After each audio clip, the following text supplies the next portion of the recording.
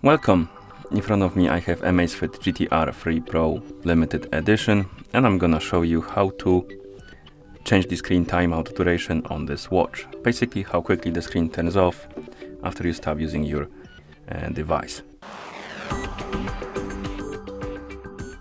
First thing we need to do is to wake up the screen on our watch, and you can do it by pressing the upper button. Then press the upper button again to open the menu.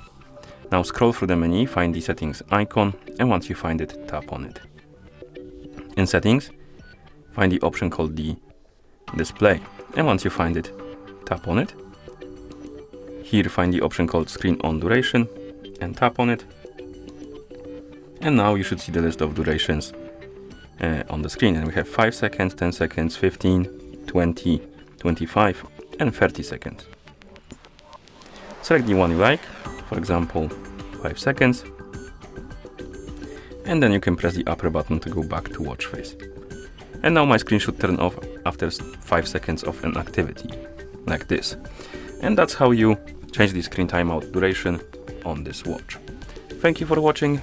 If you found this video helpful, please consider subscribing to our channel and leaving a like on the video.